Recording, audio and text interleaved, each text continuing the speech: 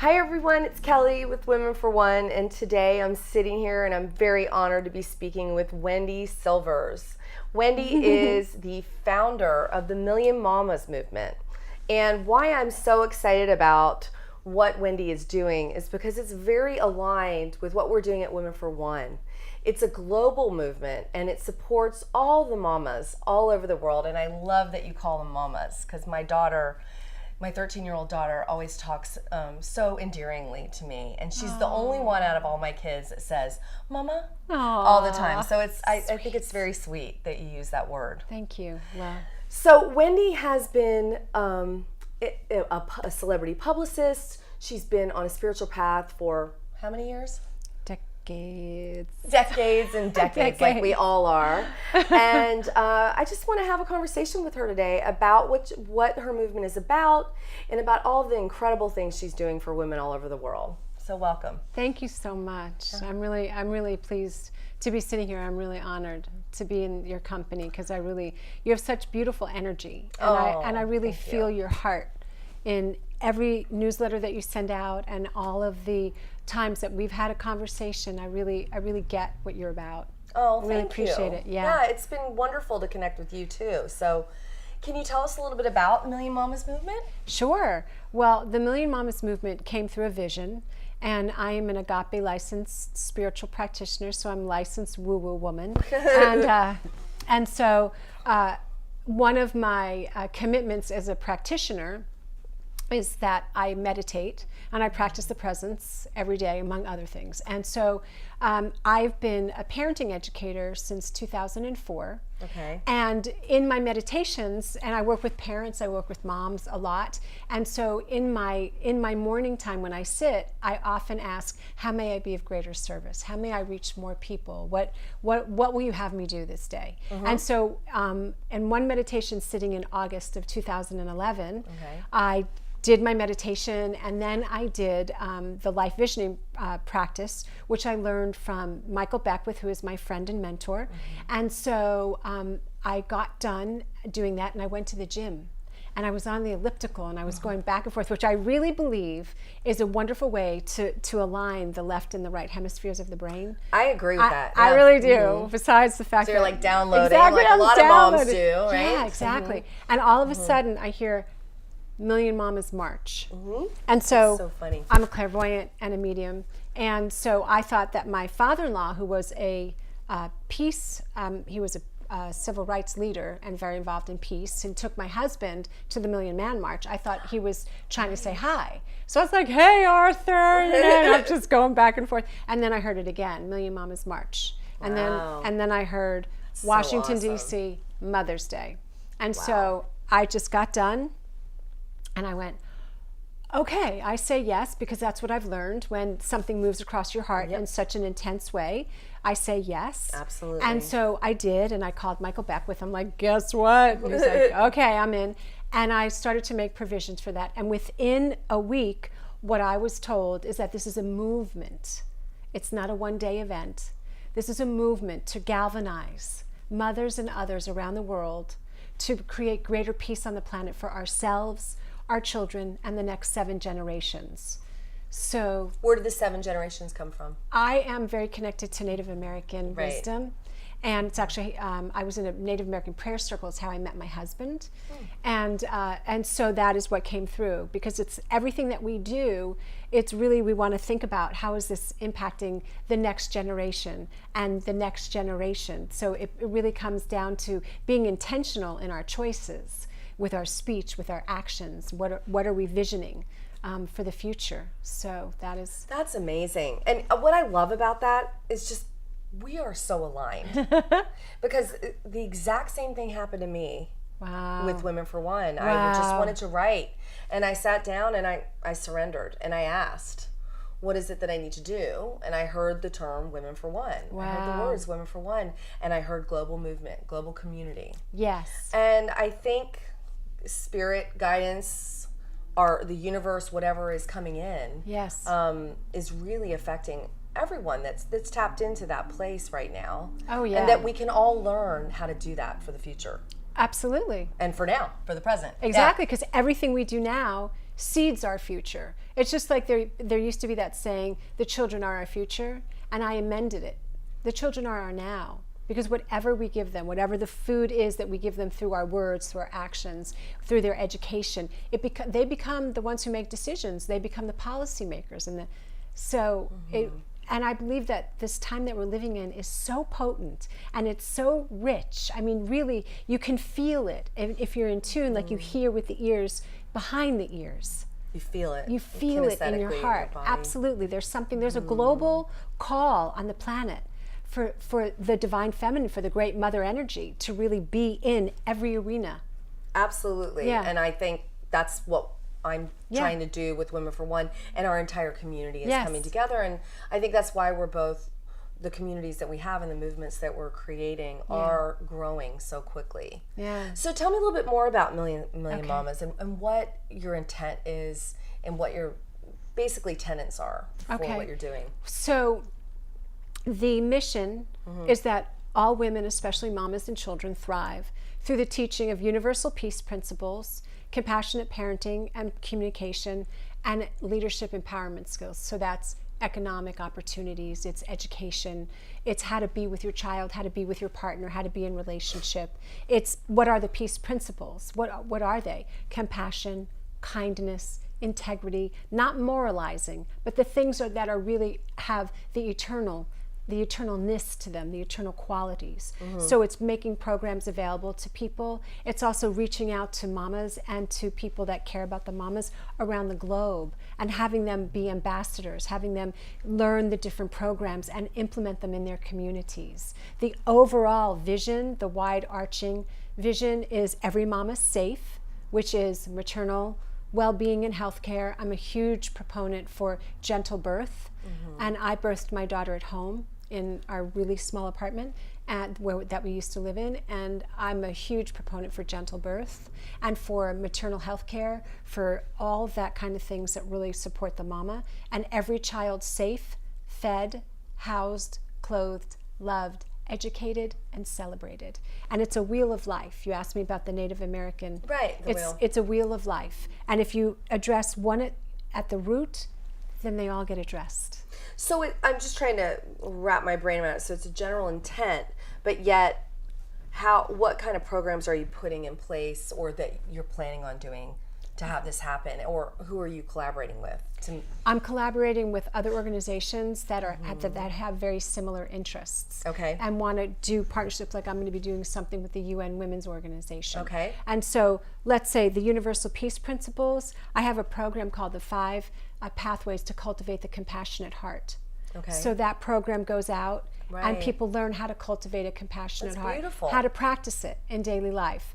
I'm a parenting educator, and I teach compassionate parenting through the lens of nonviolence. So I have a program that goes out. People learn how to do that. They implement that in schools, in homes, in communities. And then leadership and empowerment skills. How do you grow a business? What's the best education? How do you learn holistically? Having programs that are available, and collaborating with other organizations that may have that in place, or maybe they have something else in place. And what led you to be a parenting educator? I would say my childhood. I think it was very organic. I've always loved children and animals. And I had a mom, of course, and right. And my mom was a tortured person who really didn't know who she was. So my mom couldn't really teach me. She taught me a lot, and she couldn't teach me about being a woman. She really had a hard time knowing who she was, knowing where she ended, where somebody else began. And so when I always wanted to be a mom. I mean, like always wanted to be a mom. And so when I became pregnant, I just knew in my heart that I wanted to do this differently, which is why I ended up birthing at home, why I nursed my daughter till she was 3, why we did the family bed. But it was just this very organic desire to do things differently, because I kept noticing the way adults speak to children, and it's very much this power over paradigm, and I say that parenting is something you do with your child, not to your child. It's a relationship. And I just sensed that there was something happening that inside of me, but that I saw in the faces of parents, and every client that has sat in front of me when I do my private counseling or when I've done workshops, everything that they are dealing with goes right back to the root in childhood. And so for me, it just seemed like, well, let's look at this. Let's look at how we might do this differently. Let's look at how we might be compassionate. How do we raise kind and compassionate and confident children? How do we support them in having their feelings? You know, I was on a call yesterday, and somebody kept referring to, you know, when a child is 2 years old, you know, 2, and they tantrum. Well, I'm tantruming, and I kept hearing this, and in my heart, what I kept thinking is that it takes a lot of work to have your feelings. It takes a lot of work. If you decide that a child is tantruming, you're putting an evaluative statement on it, which has a judgment, which is diminishing it. Yes. And then what does the child grow up to believe? Right. I'm having a feeling. Right. Oh my God, let's stop it. No feelings here. Right. And then they get into their 40s, or they have some sort of a crisis, and then they have to reparent themselves. I mean, that's part of what I believe, you know, having a spiritual practice is. Really, you know, you uncover, you discover what doesn't work. Right. And then you reframe, and then you know, have a different awareness in your consciousness. Well, and I agree with that side of things, and I'm relating it to me being a parent. And I have a lot of children. You and, sure do. You know, I was just sharing a story with some friends tonight about one of my sons and how he's having some challenges in education.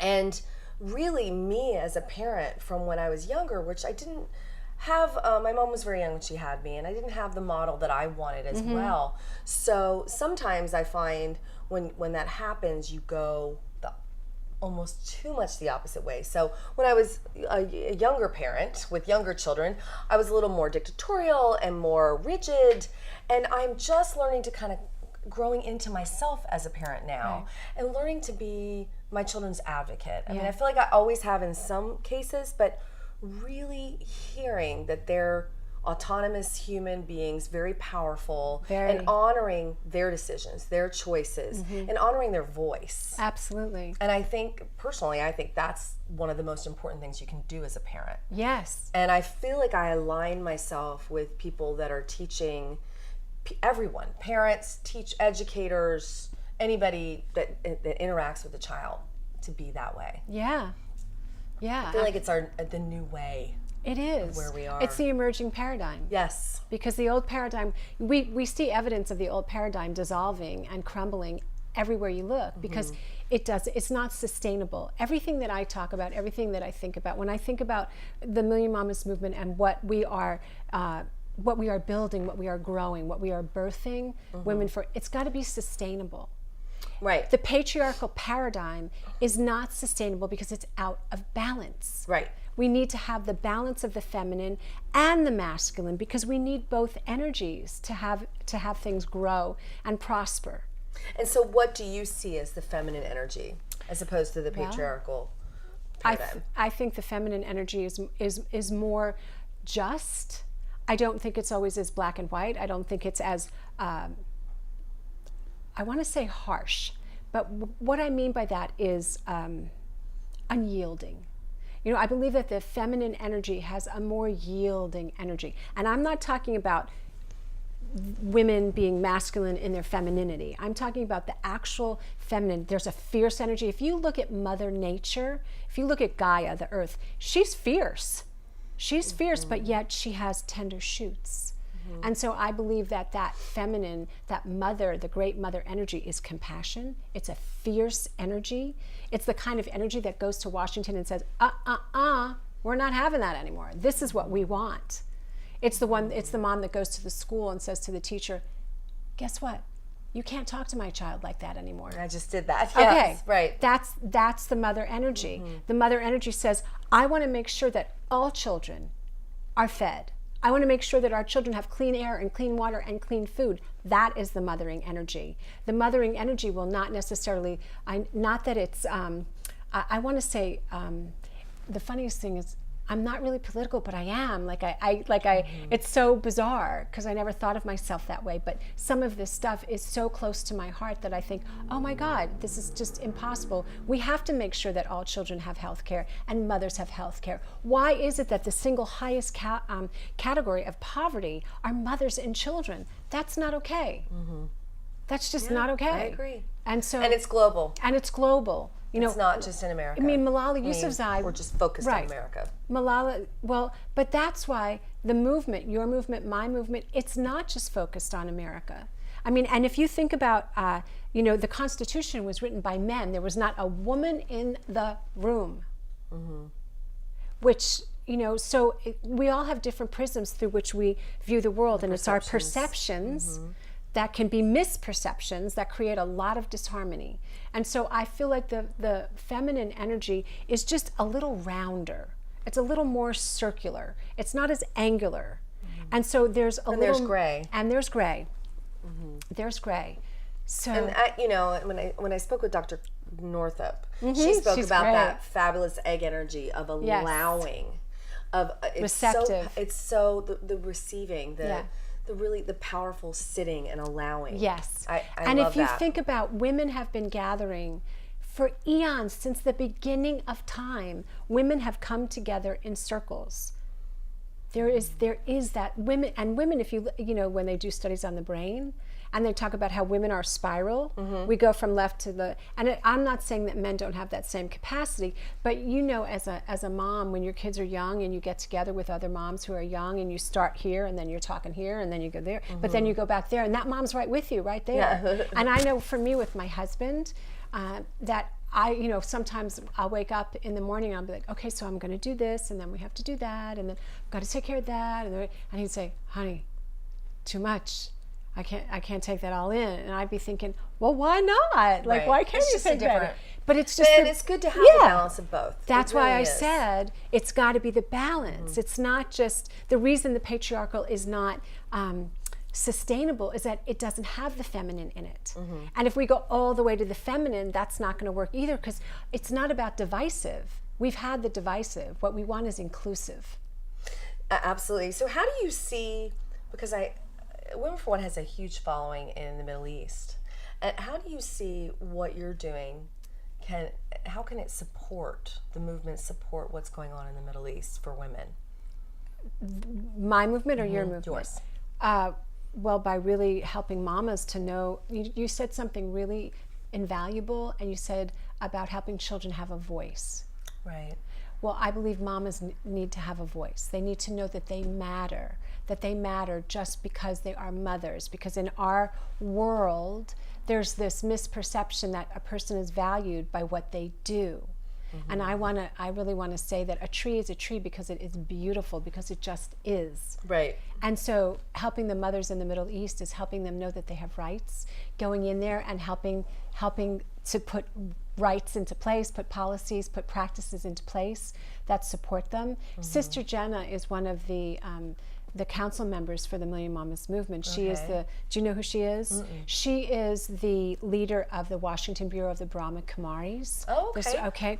And so there is a woman that she has, Zainab, that she has connected me with, because I'm really interested in the women of the Middle East as well. And when Malala Yousafzai was shot, I did several global prayers for... I know, I heard them. Yeah. Yeah, and beautiful. There was, thank you, and there was a woman, a mom from the Middle East, who started communicating with me, because I feel like that's a region in our world where the women are just not valued. I mean, we know that. I'm not saying anything like, the media. Yeah. But what I'm saying is that in this time, in our world, there's a transformation that's going on that's about bringing these women into the fold, and not just being like, okay, that's the Middle East. Absolutely. We're going to leave that over there. We're so connected through the internet, through social media, news, everything now, that it's impossible. Yeah. And I think that's where this new emerging paradigm is coming from. I absolutely agree. Yeah. So how can people get involved? They can go to www.millionmamas, that's MAMAS, movement.org, and they can join us. They have sign up right there, and they'll get a beautiful little wisdom guide that I wrote. And they can go to the Facebook pages, Million Mamas Movement, and they can go to my page. Oops, I keep putting my hand on the mic. Wendy Silvers, and that's with Silvers. And they can do that. They can send me an email. So, and is there anything that they can do to take action or join you in something that you're doing with the movement? Well, right now I'm teaching something called 21 Days to Rock Your Mama Self. Right. We were going to talk about that. Yeah, so that's a program that they can, I actually have some women that are from overseas. I have a woman from Denmark who's signed up for that program. Okay. And it's really it's 21 days of tips and tools and affirmations and inspiration and videos delivered straight into your inbox. To be a more conscious parent. Parenting, prosperity, passion, partnering. Oh wow, that's wonderful. Yeah, and then also every month, the first Monday of every month, we're having monthly Million Mamas town hall calls, and we're planning to do a Google Hangout. Oh, that's great. So that's in place, and then we're going to work toward a live event. That's beautiful. Where we can, And you're really shooting for all over the world. I think it's really important and valuable to hit all cultures. I agree. And have that cultural understanding that we're all can come together, not just for understanding, but for information and knowledge and wisdom. Yeah.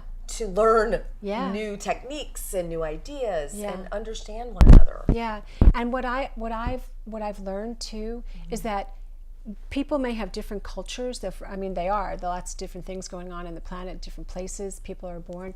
But what people want, every mother wants her child to be safe. Every mother. Every mother wants to birth in a way that feels right to her. You should connect with Christy Turlington. I want to. Every Mother Counts. I really want. I wrote an article for Huffington Post called "Every Mother Counts." Oh wow! And they contacted me, but I would love to connect with her. I would love to. I think it's invaluable. Absolutely. Robin Lim is somebody that I was very involved with when she was being, candidated for the 2011. I think it was the CNN Peace Hero. She was a hero in 2011, and I got to meet her, and she's an amazing midwife who is in Bali in Indonesia. And so yes, I would love to connect. It is absolutely true that every mom, and I say mom, and why do you say mama? Where did that come from? I'm so intrigued by that, and I bet everybody that watches this will be intrigued. Well, it's so funny because I don't know, it just came through that way. Okay. I never in my life called my mother mama. Okay. Ever. I'm telling you, it was just, this is the way it came through, because what I was told is that everybody's got that mama energy, that mama, like, if in Latin my daughter cultures, calls me mama. Right? I was like, where did that come from? But in Latin, if you see in the Latin culture, the mama, the little child is called, hey mama. Right. And certain other cultures, hey mama, what's happening? Rock yourself, mama. It's like, it's just, I don't know, I think. Maybe mom is more American too. It could be. I think so. It's kind of nice that it's different. It just came through that way, just like mamapreneur. Because I just, I am a mama. Like, I am a fierce mama. I'm a mama on a mission. You are a mama on a mission. I cannot extract the fact. First of all, I don't think compartmentalizing is healthy or works in the long run. And I can't detract or extract the fact that I'm a mama. Like, being my daughter's mother is she's my inspiration. She's the reason that I continue to grow and unfold and evolve, not only because of my soul, but because of her, because she came through me, and she deserves that. Right. And her friends, so it's just such a part of who I am. And I know that there's other women on the planet that feel that way, and there's other women that don't feel that way, but they have this energy, this creative impulse within them that they want to express, but they're just not sure what to do or how to do it, but they want to do it. And so the mamapreneur, talk about that for a minute. Okay, so I am a mamapreneur, which means that I am an entrepreneur. But I'm a mama entrepreneur. So I work a lot with moms on finding their voices and recognizing that they all have individual gifts and that they can really rock their lives, whether they're growing a family, whether they're growing a business, whether they're work-at-home moms, whether they have a multi-million-dollar business, that there is a way to really express themselves, to prosper, and raise healthy and compassionate children if that is what they choose to do. That's beautiful. Yeah. That's amazing. And I think of Annie Burnside when you're talking, because she wrote the book Soul to Soul Parenting, and she's become a dear friend of mine. And I remember you I mentioned would her. love for you to read her book and to connect with her. I would love She's to. actually working on her next book, which is more spirit-based. Right.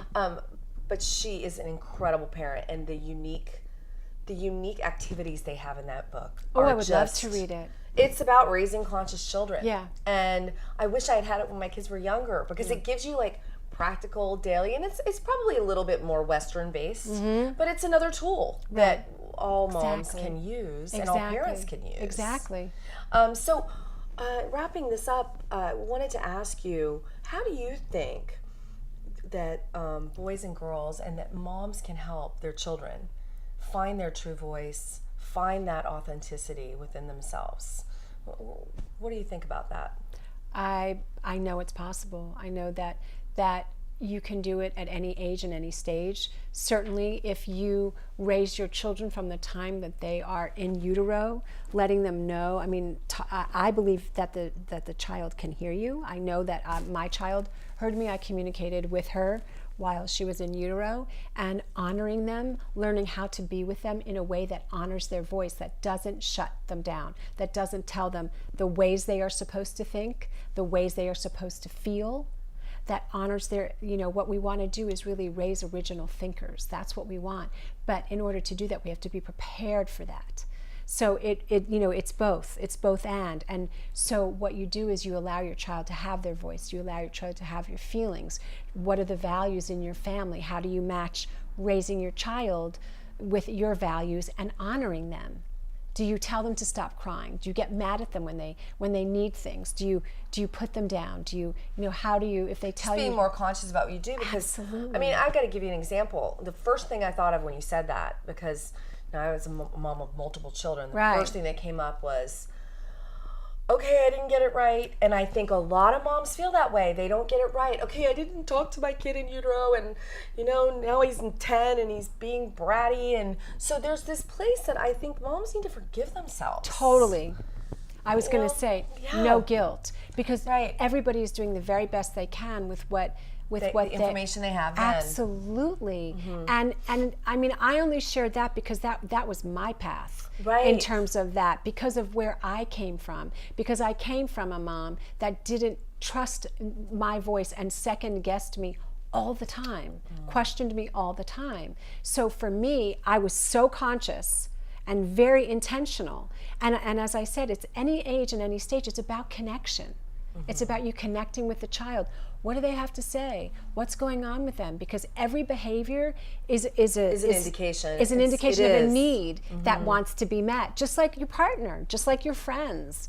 You ask somebody something and they might like have a little edge to their voice, or they might, say something with a lot of energy. Well, something's going on for them. Truly honoring that instead of taking it personally. And especially when they get to that puberty, adolescent stage, right? So what are, again, what do you do with that? Well, if you're being triggered, then you got to stop and find out what's going on inside of me. What do I need? What do I need so I can support them? What do I want to share with them? How do I want to communicate with them? It's really what you do in one place, you do in every place. Right. How am I talking to myself? But don't you think sometimes it's also, I mean, it's not discarding what you're saying, it's also about self-care.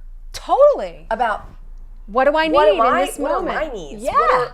Because I was just, I had two friends that just had newborns, which is very unusual. I'm a little older and I don't have a lot of friends that have little babies anymore. Right. And listening to them, one is their second child and one is their first, and they're like, oh my gosh, these kids, I can't believe this is a lot. And I was like, okay, you need to take some time for yourself and honor you a little bit and check in with what you're doing right now.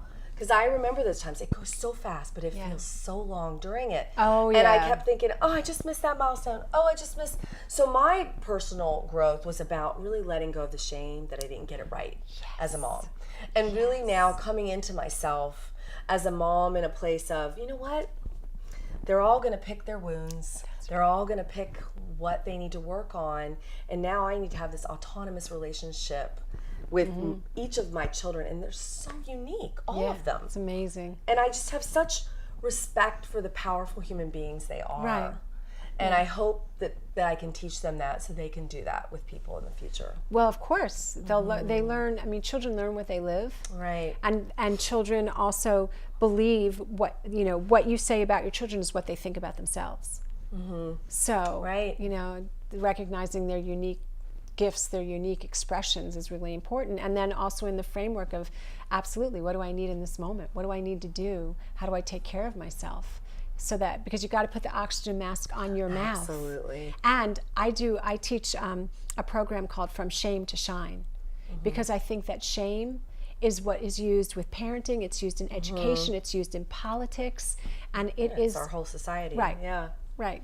And we really need to move into stepping into our power and loving ourselves. Right. A lot. Absolutely. So I'm just so inspired with what you're doing. And do you have any last piece of advice for our community, or just a phrase or a few words that comes up for you? You know how the Million Mamas movement came up that you'd like to share? So, trying to think, I could pray us out.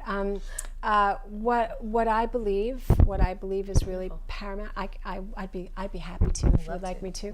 What I believe is that it's an inside out life, really, because if you base your self-worth on the headlines or on the media, you will be sorely disappointed. You will be disillusioned, you will be disappointed, you will be depressed. And so part of being, part of this global family is really learning how to be there for yourself and to really go inside of yourself, to have a practice. Because if whatever it is you're doing in your life, if there is not a spiritual foundation, and by spiritual I mean non-religious, but one that connects you with the eternal, whatever it is, trees, nature, dance, music, whatever it is that brings you into that zone, that's the truth. That's the real place that you can live and move from. So my thing is, if it's not got a spiritual foundation, it's not sustainable.